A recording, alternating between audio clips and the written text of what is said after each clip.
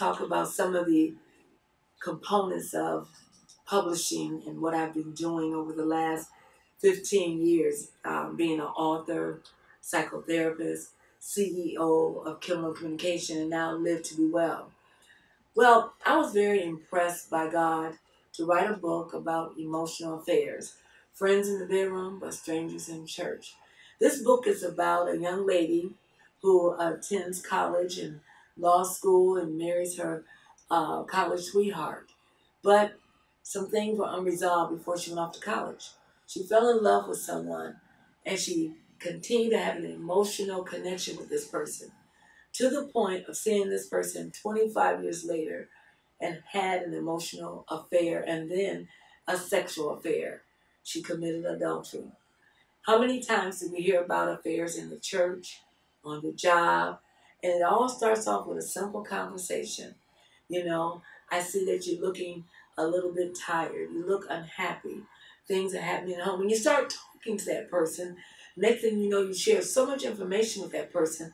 Now you're in an emotional affair. You're connected to that person. Let me say to you, red flag. Be very careful who you share your information with about your home, your marriage, your children. Because when you start these affairs, the other person may not be so quickly to end it as you may say, up, wake up. This is not good for my life. And the other person wants to even bring harm and danger to you and your family. So this book was written to try to help families, relationships, couples to think twice, to really think twice before you have an emotional and sexual affair. Marriage, living with the unexplainable. How many times have you said to your spouse, why are you doing that? Why did you do that? I can't believe I married you. I can't believe you're still acting like this. That's the unexplainable, but yet you stay in it to death do you part. I can't tell you how many times I said to Arthur, Arthur, could you come and please take out the trash? It's sitting right there. Arthur, could you hang this up? Could you move your shoes? Arthur, slow down. You're driving too fast. He said, you know what? Backseat driver, okay? But it worked for us, and I had to learn my role. It's very important for us to understand our roles in our relationships and in dating and premarital counseling and marriage. See, a lot of people get married without the substance of premarital Christian counseling. And it's important that you have it for at least, I recommend, anywhere from 6 months to 2 years of counseling. And as you learn one another and you understand each other's personality, because you could be an A-type personality, aggressive, strong, and the person you're dating is B, laid back, reserved. Now, I'm A-type. I guess you knew that. But Arthur was a B-type. But in leadership, he was an A-type. C-type tend to take a more laid-back role, but they're very analytical. They're detailed about everything. You know, it's like serving on a board at your church. A-type, B-type, C-type. Then you have the D-type, who's really like almost depressed, alienates himself, isolates himself. So you have all these different personalities in your home, your children, on your job, in your church. Be sensitive to the different personalities.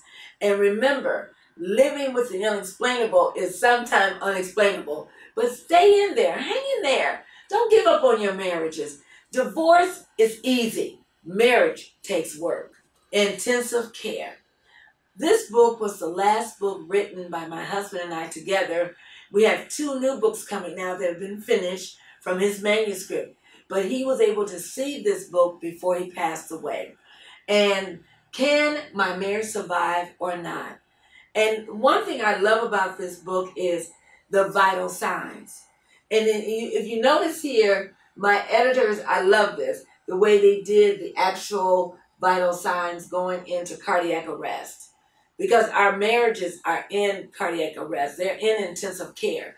I remember how this book was birthed. We had a husband and wife who came in to meet with Arthur and I. And I asked them, what is the state of your marriage? And they said, Doc, we are in intensive care. I'm telling you, I started writing right there, and it became a book a year later.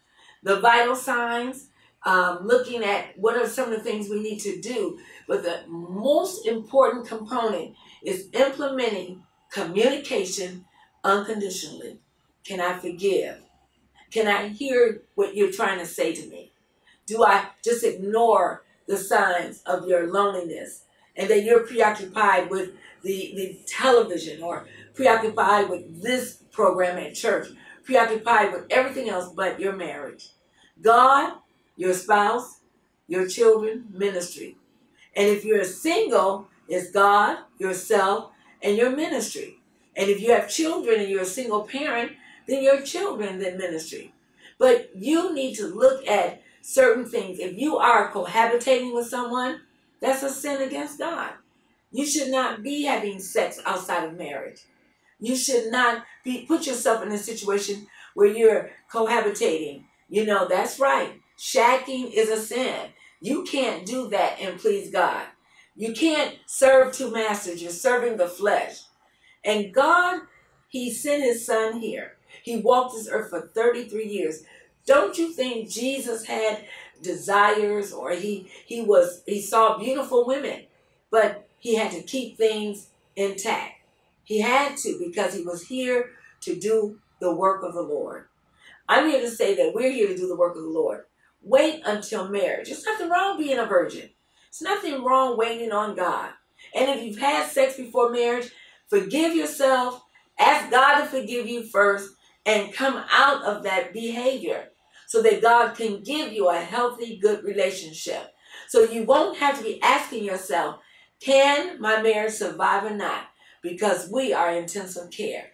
Remember, you can purchase all my books on www.drkiminspires.com or by calling my office 313-664-4900. I am more than happy to come visit your organization, school, church, any facility, corporate America. How do we get rid of conflict resolution? Because our couples are bringing their problems from home to the job. So call Dr. Kim, and I am all about living to be well.